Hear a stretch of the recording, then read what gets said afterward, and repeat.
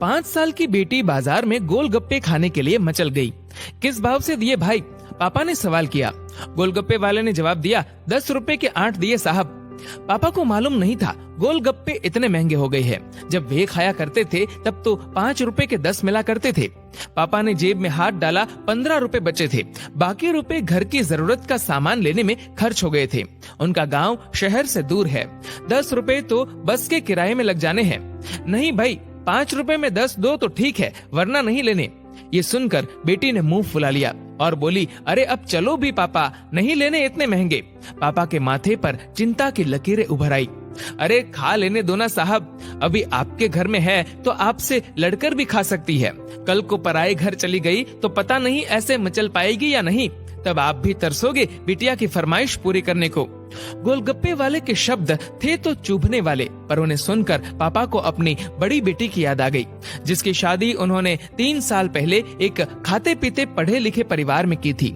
ससुराल वालों ने पहले साल से ही उसे छोटी छोटी बातों पर सताना शुरू कर दिया था। 2 साल तक वह मुट्ठी भर भर के रुपए उनके मुंह में ठूसता रहा, पर उनका पेट बढ़ता ही चला गया और अंत में एक दिन सीढ़ियों से गिरकर बेटी की मौत की खबर ही मायके पहुंची।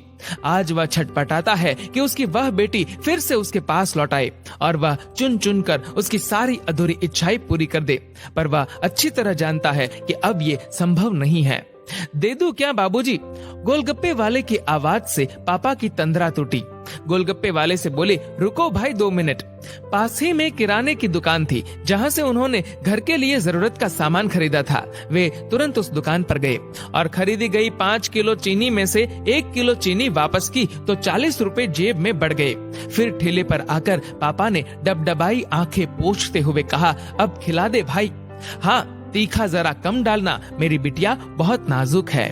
ये सुनकर 5 वर्ष की गुड़िया जैसी बेटी की आंखों में चमक आ गई और उसने पापा का हाथ कसकर पकड़ लिया। जब तक बेटी हमारे घर है उसकी हर इच्छा जरूर पूरी करे, कोशिश करे उसे हर संभव खुशी देने की। क्या पता शादी के बाद उसकी कोई इच्छा पूरी हो पाए या ना हो पाए। ये बेटियां भी कितनी अजीब होती है। जब ससुराल में होती है तब मायके जाने को तरसती है, सोचती है कि घर जाकर माँ को ये बताऊंगी, पापा से ये मांगूंगी, बहन से ये कहूंगी, भाई को सबक सिखाऊंगी और मौज मस्ती करूंगी। लेकिन जब सच में मायके जाती है तो एकदम शांत हो जाती है, किसी से कुछ भी नहीं बोलती, बस माँ बाप भाई बहन से गले मिलती है, बहुत खुश होती है।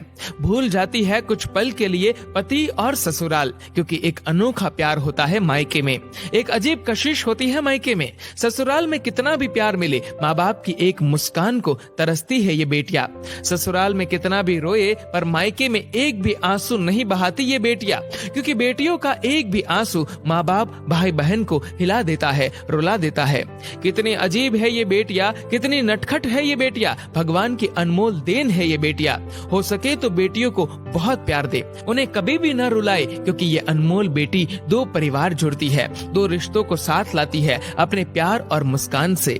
ईश्वर से प्रार्थना यही है कि सभी बेटियां खुश रहे हमेशा, भले ही वो मायके में हो या ससुराल में। खुशकिस्मत है वो लोग जो बेटी के बाप है, उन्हें भरपूर प्यार दे, दुलार करे और यही व्यवहार अपनी पत्नी के साथ भी करे, क्योंकि वो भी किसी की बेटी है जो अपने माँ बाप का घर छोड़कर आपके साथ पूरी जिंदगी बिताने आई है। उसके पिता की सारी उम्मीदें सिर्फ और सिर्फ आपसे है। दोस्तों, इस वीडियो को लेकर आपकी क्या